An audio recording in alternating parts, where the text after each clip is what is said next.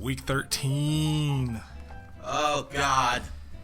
Can you hear me, world? Yes. Can you hear me? Big spikes. Woo, good. Good. Spikes is better than death. So, welcome to our annual positivity stream. It happens every year, this week, this day. What is this, August 17th? Yeah, August 17th. Yeah. It's a positivity stream. We have a bunch of topics that we'd like to get into today that are all fucking positives. They're all fun. Let's just go ahead and run down the list here. Go ahead and give them to me. All right, let's go. Here we go. 2020 election. Here's your top headlines. I'm afraid. Frightened kids ask candidate to protect them from school shooters. Ooh. Wow, so positive. Missouri City apologizes after selfie taken near scene where infant's body found. Absolutely frabjous. Airport worker fired for slipping traveler note that read, "You ugly." Astounding. Computer crash delays air travelers. Oh, yeah. Big parties. Peter Fonda's fucking dead. Damn. Trans workers not protected by civil rights law. Trump admin tells High Court. Wow. Oh my God. Can you hear about? And your kicker for tonight, white Arkansas woman charged with pulling gun on black teens, fundraising for school. It has fun in the fucking title. Yeah, it does. We can't even finesse that one. It's got fun. I mean, my God, are you people? We'll be positive when the world starts getting positive. It's so hard. It's so fucking hard to even find a crumb of positive news that's from here, especially, but like just all over, man. Shit's wild. People in Hong Kong protesting, waving the flag, and we can't even pretend to act like what they believe the flag stands for. Mm-hmm. No. It's fucking wild, dude. Yeah, no. This is America. Yeah. This is America. This is our world, really. And they always say it gets worse before it gets better. Well, we need to. I want to just go ahead and start getting better, because worse from this is not. It's not good at all. Fucking good. It's not good at all. Oh my God. It can't be. It can't be. Because I hate to have one of those fucking movie moments where it's just like, whoa, fuck, dude, how much worse can it get? Oh, that's a flag. Yeah. That's a flag. Because then we're basically going to reduce this shit to zero. Oh, hell yeah. Start over from scratch. And it's going to be lawless, and I want all the smoke.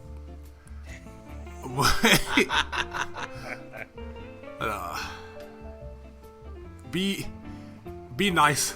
Be nice to people, man. Yes. Like, they exist in this world regardless of whether you think they should or not. And learn to love. Stop trying to destroy the planet, please. We don't own this shit. We belong to it. That's completely, I know, a 180 from what you believe, but we are inhabitants of the planet. We are the planet's life forms. We are natural. Not the people who own the planet. We are natural. Stop fucking this up for us, please. Honest to God. There's a swirl of plastic in the ocean right now. There's a dolphin with a condom, or a fish with a condom on it that you used to fuck some bitch that you got drunk and found at a bar. And then you woke up and found it was a dude.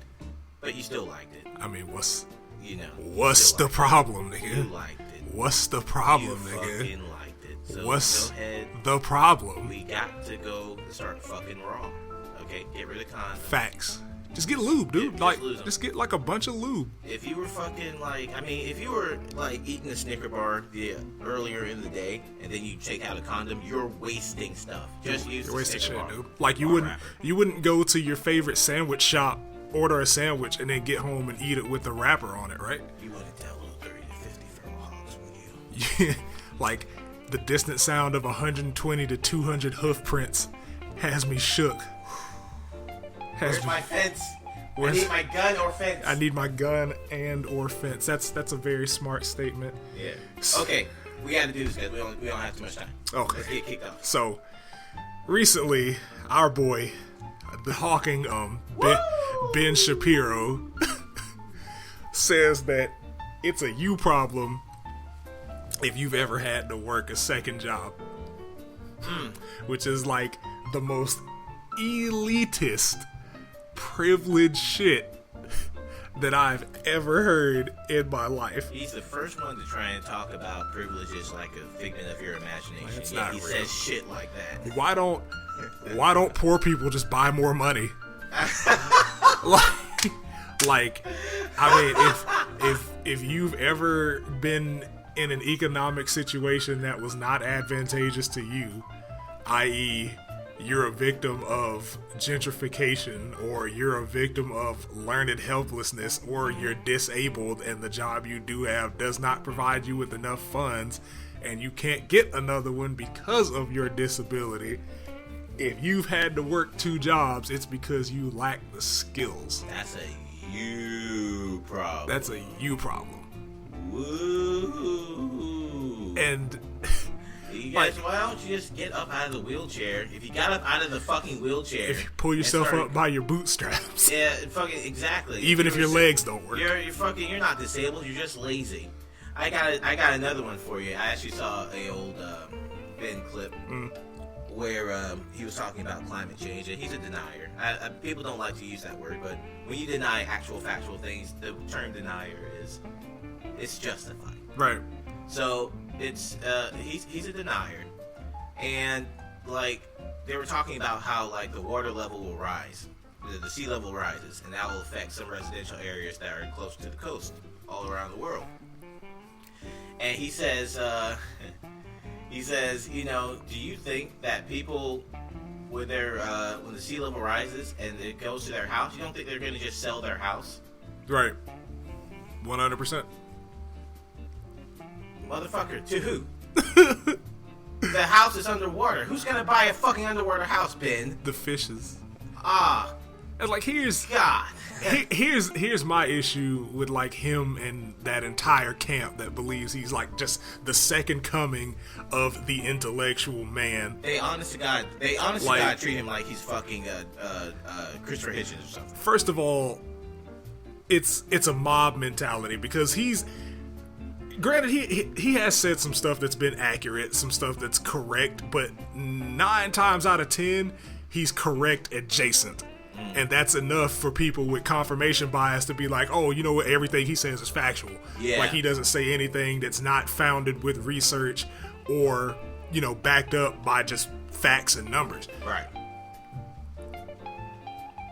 That mindset and herd mentality has led to a bunch of bad shit happening to a bunch of people. It's like, you know what, he's right enough. Yeah. And we can accept that he's right enough.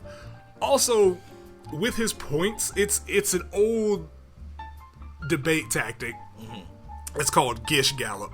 Gish Gallop. Look it up for anybody that doesn't know what that means. Basically, that is attempting to overwhelm your opponent by talking really fast or throwing so many points and viewpoints and arguments at them that they can't respond to just one. No matter how credible the viewpoint is or how weak the research that backs the viewpoint is, it's basically just overwhelming them. Right. Like when you play somebody that's new to a game and they just mash buttons and they eke out a round on you because, you know, it's almost impossible to fight somebody that has no clue what the fuck they're doing. Because if they don't know, you don't know. Fighting stupid people is hard. That's why you try not to do it. Like, there's that, and then there's just the constant straw manning that he does. Yes. Like, he'll make a point, and then before somebody can refute him on the point and ultimately shut down the point, he's making an argument about something else.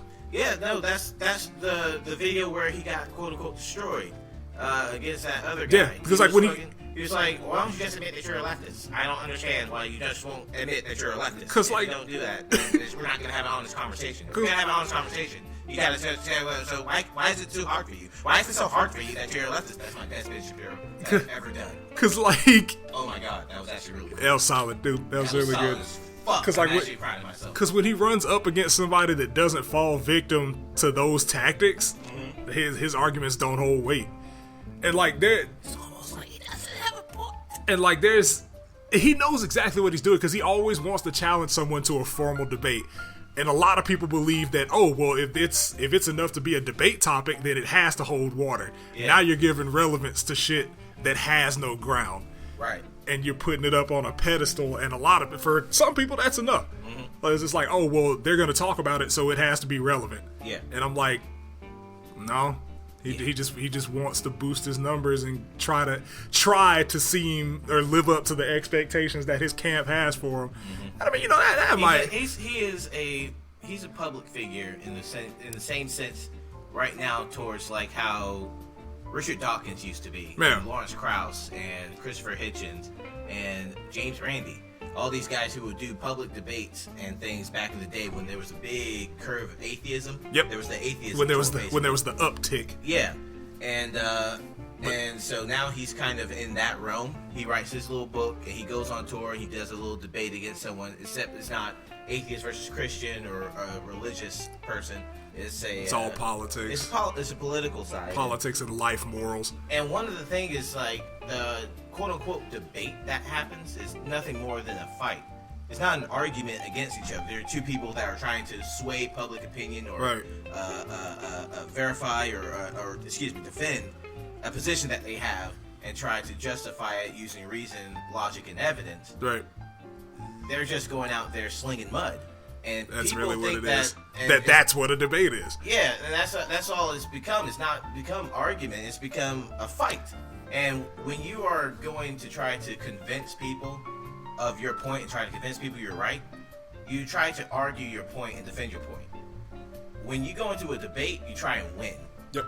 And if the end outcome is win or loss, you're not arguing. And people will just say he won. When they say he won the debate, they just basically mean he won the fight. Right. He roasted him. Yeah. And so it's like, you know what? No, that's not gonna. No, that doesn't work. Like that's not gonna convey smart people anyway. People who actually have something going on above the brainstem. And before I get back to Ben and ultimately shut this point down, like I want everybody to Google the debate pyramid. Look up these words, look up their definition, and you can see that Ben's tactics normally fall into one of two things: tone response and ad hominem. Those are two levels above the very bottom, which is shit that you shouldn't do in a debate. Ad hominem is basically attacking somebody's characteristics or their authority. Yeah. Which is basically like, oh well, you're not a brain surgeon. How dare you talk to me about migraines? Yeah. And then there's the tone response. It's like, why are you getting so upset? Basically gaslighting. Like, why are you getting so upset? Why are you getting louder? Shit like that. Yeah.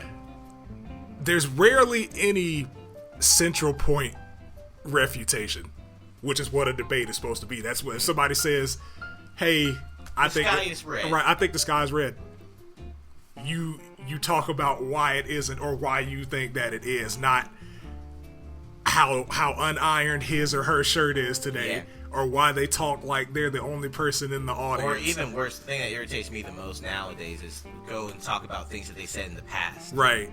To try and attack their credibility. Right, like people can't grow and change. Like that's how adulthood works, bro. Like if you're presented with new information that is deemed factual, you're allowed to change your opinion on that matter. That's what you're supposed to do. Like that's what you're supposed to do. Like I believed years ago, like before I like get caught up in that bullshit, years ago I believed that your sexual orientation was a choice. This was like before I hit my teenage years. I was like, oh yeah, dude, they're gay. They wanted to be gay. And then once I started educating myself and talking to other people who were actually gay or actually bisexual, there's a lot of shit that supports the fact that it's not a choice. Oh yeah.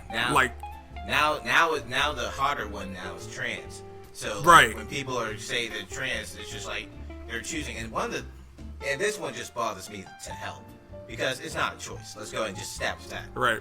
You don't choose to be like born with male, and then but on the inside, and you are actually female. Right. And so then you're trans. Right. People oftentimes will bring up the fact that like the suicide rate for trans people is higher than like straight people. And then you actually go talk to trans people.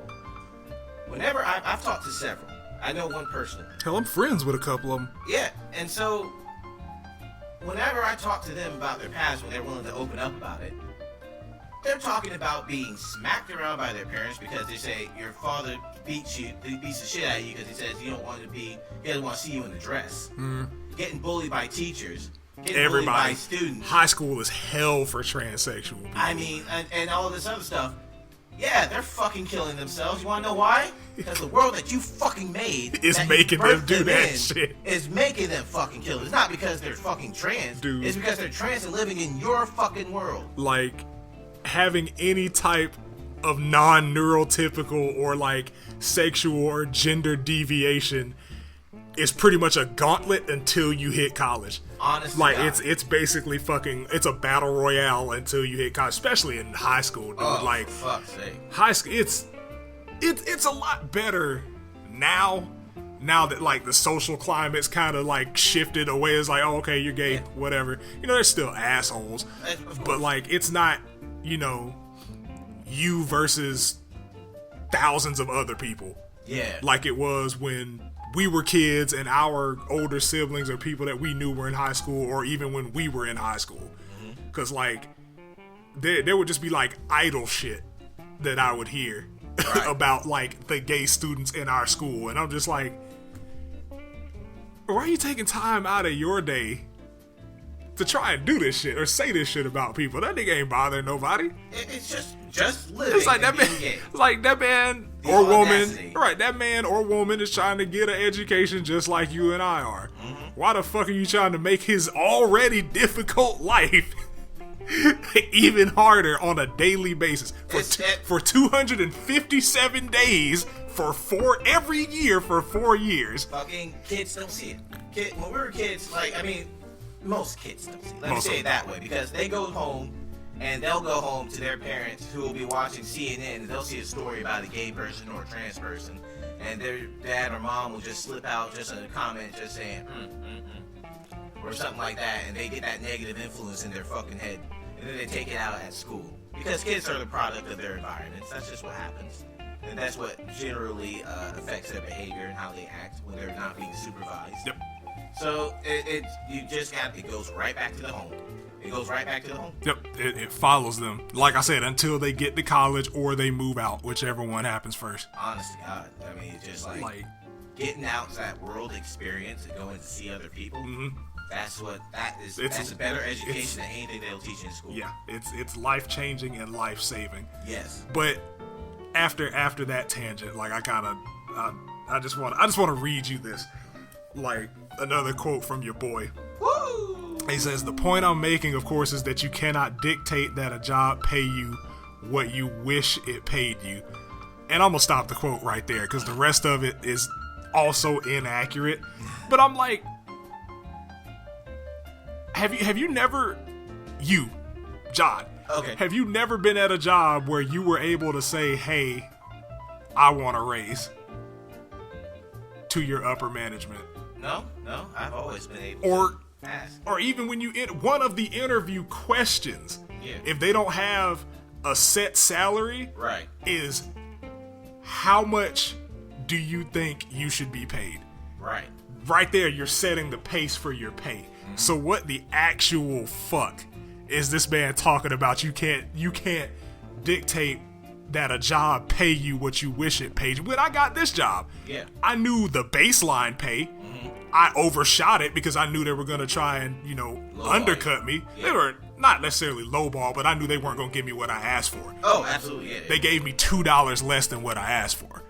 So, like, if you just say, okay, cool, I'm fine with that, that's not a problem. That might solve your issues. But you are always, any job, even fast food and retail, you are always in a position to, at the very least, ask for a raise. If your performance is there. Oh, absolutely. I mean, that's the point, like, of what we always talk about, like, bad bosses. One of the things that was always a dictation for me to see if I always framed it like that. Yeah. I always said, how do I get more money? Right. How do I get a raise or get a pay increase, or wage increase? And then they'll tell you the guidelines for it. And at that point, it's up to you to make sure that you fit those. Yeah, exactly. That's something that you can work on, but that does not necessarily indicate that you're going to be able to get that at a reasonable amount of time or anything. So you can't. Yet it is factually true that I cannot dictate in the sense that I can't raise my own wages. Right. Like if I'm working at a 9-to-5 McDonald's job and I'm not like a manager or anything, if I'm starting to ask for a 6-figure salary but I'm still just sweeping the floor, Yeah. it is factually correct that I cannot dictate to them I want to get 6 figures. Yep. However, You can tell them that you want to get promoted you want to to get something promoted, else. You want to do more things so that you can earn extra money. Yep. I want to work overtime. Yep. You can do these things. So you can, in fact, control and dictate your thing. Like it's not one or the other. Like is what I guess I'm trying to say. It's not an absolute that you can't or that you can't. Right. It's just it's sometimes it just depends on the employer. Yeah. For fuck's sake, if you're working at a mom and pop shop and they're just scraping by. Yeah. You probably you probably won't. Yeah. But I mean, then you could just I guess quit. But right. But like I've been privileged enough to where I haven't had to work 2 jobs to survive. When I did, I worked them by choice. Yeah, because one of those places gave me a discount on some of the shit that I liked. Yeah. So yeah, I've been to that 2 jobs. You're right. And as a matter of fact, I'm trying to get either a new job that'll increase my wages or get a second job. I'm actually working on that right now. Hit my boy up. He's solid. Yeah. So like, if anybody needs a extra in the porn star studio, I'm hands on deck, buddy. Hands on deck. Hands on deck. Aha. Ha. But I mean, it's one of those things where like a lot of the things that the reason why I'm doing it is because of things that I put myself into. Some of it is just the fact the cost of living is so fucking expensive, you have to work 2 jobs. Yep. But Like- that still does not equate to the fact that, That's your fault, or you put yourself in that position. It's the economy, dog. yeah, Like that's just the way it is. yeah, like cost of living is not up to the fucking people down there that are buying at Walmart. It's up to the people who set the prices and the economy as a whole, Yep. like the value of things. We're not going to go through a remedial lesson. No, not at all. Fuck that. Yeah. And yeah, fuck Ben Shapiro. Yeah, that was it for my topic. Yeah, he's Fuck that he's guy. kind of just, The pseudo intellectual d-bag, and there are plenty of those on the internet. So I mean, exactly. he's just the face for those people. Yeah, we'll do a Jordan Peterson one eventually here. Oh yeah, for sure. We'll have to do that because that's a guy that I was like actually following closely because there were some things that he was talking about, like his rules for success and stuff that are just like logical and they make sense. And then he just opens up his mouth and just says some of the stupidest shit. Like, I mean, his viewpoints on religion are so fucking ass backwards. We'll do a Jordan Peterson stream. Let's just fucking Yeah, say it. I was like, we'll have one of those Yeah. eventually. Yeah, we'll talk about that eventually, but I don't really have a topic. Hey.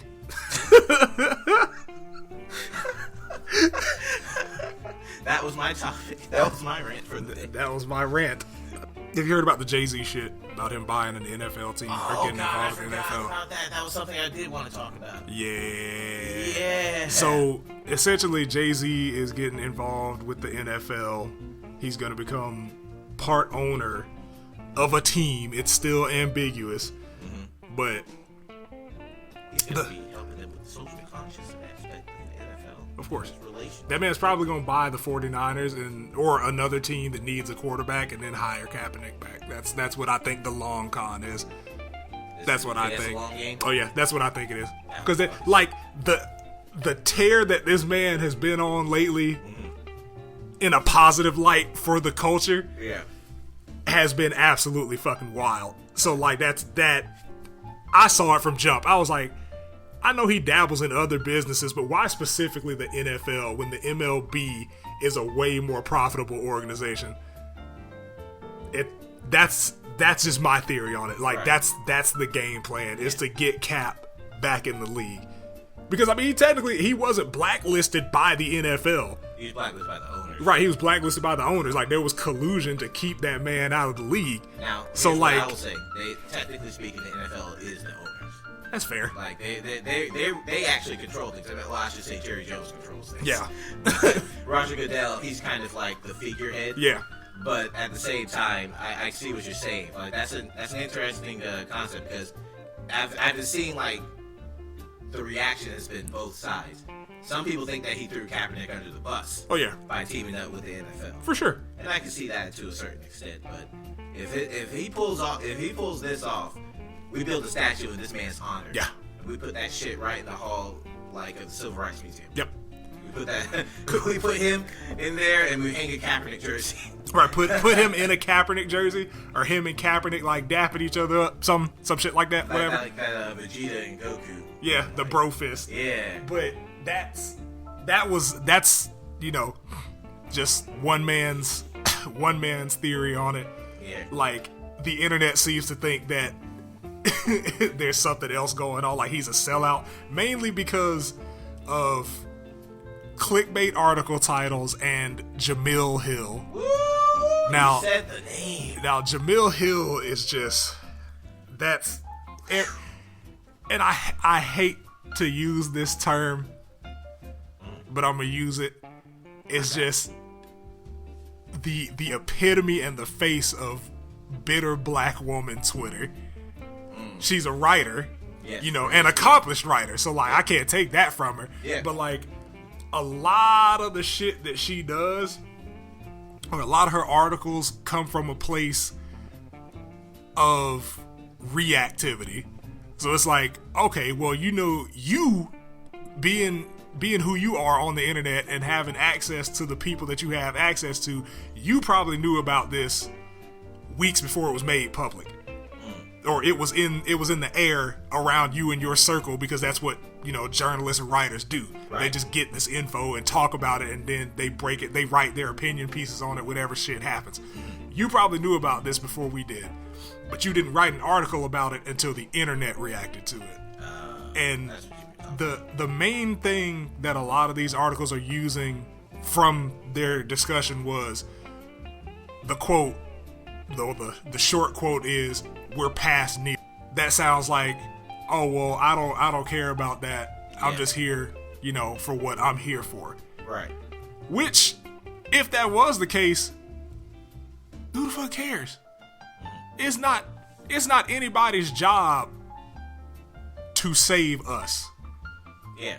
Especially not, celebrities or athletes or rich people, or it's not their responsibility to save us. They can help us if they choose. Right. That's how shit works. Right. They're under no moral obligation to do anything for anyone other than themselves. Yeah. And y'all only expect them to do that shit once they start talking, the culture, or how can we do this, or how can I expand and do all this shit. Right. But just the amount of knee-jerk reactions I saw reminded me of a quote that my grandma told me, and you're black, you probably heard this too. If you want to hide something from niggas, put it in a book. Oh, yeah. Because niggas do not read. Yeah. No. Like, the full quote is, okay, we know about police brutality. We've done the kneeling to protest the flag. We're past kneeling. What's next? Yeah. How do we stop this? How do we change people's viewpoint on the subject? Anything, that's the quote. If anything, it's an acknowledgement that the kneeling worked. Like, right. This is the next step. Right. It's like, so what do we do next? Yeah. We're past the point of getting attention of people. Now it's time for action. Working. Like, now it's time for shit to go down. Right. Like, it's not about, hey, look at me. This is what I'm demonstrating for. Exactly. What do we put in place, or what do we do so that there won't need to be more demonstrations or more kneeling? And he asked the people in the room, these are like the big people in the NFL. He asked them, he asked every single one of them, what's the issue? All of them said police brutality. So if you know that this man was protesting police brutality and not America and not the armed forces like y'all like to scapegoat it to, why the fuck don't that man have a job? Why hadn't he had a job in the past 3 years? Like, they know exactly what the fuck they're doing. Like, a lot of these people seem to think that it's just, oh, well, that's just business. Nah. Yeah. They want to keep shit in line. they're setting an example of this, or they're using this man as an example of what happens when you don't follow the mold. Yep. And like I just wish more people Would read. when you see shit like that, just click it. Yeah. Just to see if that's actually what was said. Yeah. Or if that's just what they're saying because they know you're gonna click share. Yeah. Right, like because they know you're gonna click share and spread that shit just off the title of the article. Yeah, because that's the thing now. That's the thing nowadays because of Twitter only allows 140 characters, so you have to isolate your 280 ideas. now. And so you have to actually isolate your ideas to that box, small little box. Right. And so headlines are being designed in that way. And there's so many different articles, so many different news sources now that are using similar titles. And you have to make yourself stand out. Right. So now they go to the articles, and motherfuckers stopped reading a long time ago. Yeah, like that. Most people didn't even click the article. Right. They're just scrolling through, and they're just like, they do how we kicked off the podcast. Yeah. Just read the article, just read the headlines, and then they'll like that one with the lady who pulled a gun on some black kids that were fundraising. Yep. The article itself sounds like horrible, and going into it, I'm sure it's gonna be. But yeah, sometimes you can get the context. Yeah. From just the article title, but I'm like I'm not even gonna say 9 times out of 10. Every time that an article includes a quote, I make sure I click on it because I know how news sites work. Mm-hmm. I know how the media works. Exactly. This is what you want it to do to get my attention away from whatever I was just looking at. Exactly. Even those same sites that used that in the title posted the man's full quote with a clip of him going around the room saying the quote and then asking everybody what's the issue, and all of them responding police brutality. So they know full well that they're reporting the right thing. Yeah. But they have to get your attention. And now people's attention spans are so short that the attention grabber is all the context they need to make a judgment. Oh yeah, absolutely. They got the whole story out of the title. Right. The title. And that's all they need. That's all they need, just the title. And that's not how shit works anymore. Yeah. That really, realistically, was never how shit worked. Right. Maybe like in the 20s, when you got these big ass bold letters on the front that are exactly what's happening. Yeah. Because they know you're gonna see that and buy it. Yeah. Now we don't have to digest shit that way. Yeah, the newspaper was your only source, really. Right. You're talking about a time before television. Before radio. And, the newspaper was literally that. The paper with the news. Yep. That was the only way you could get it. There was no other outlets. Yeah. So now, like I said, there's so many that they're in competition with each other so that they can sell ads. Get them to the website that's so really they what can it sell is. the ads. Make your money, but come at the end on. of the day, as far as people who want to be public and make a judgment, read the fucking article. Just click on it. Verify your sources. Anytime, just a good practice is just anytime you see a quote, click the article, because they probably clipped the part that they knew was gonna get your attention. Exactly. And now people are just so reactive on the internet that's just it. Yeah. Oh man, this got my attention. Hopefully it'll get yours too. Look at what JayZ's doing, and then people don't even expand on it. Yeah. And it's just it hurts my soul. It's sensational. It's nonsense. It's just that's just where we are right now. Just can we if we could kill off the knee-jerk reactions to shit, man. Just put them on a boat and sink the ship. That's fair. Yeah. That's totally fair. Yeah. Okay. I'm gonna go. JayZ's doing the thing. JayZ's doing great. You did some wild shit in the past, but now that you're an adult, you're doing great. Except for the whole cheating on your wife thing. Lemonade. Hey, Beyonce made a couple new million off of that album, so I think he did her a favor. Yeah, I guess she kind of put her career in low-level orbit if it wasn't already it was already approaching that.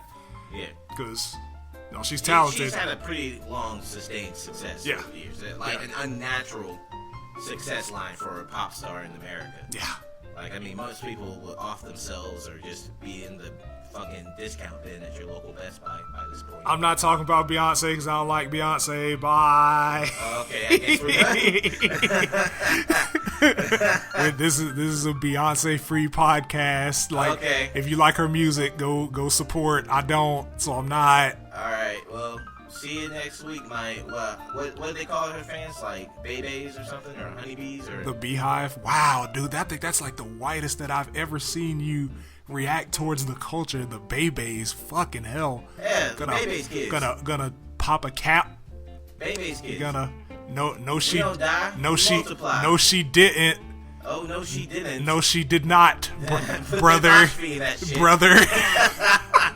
I spelled my shit correct. I spelled my slang correct. Get the fuck out of here. See you next week. We're out.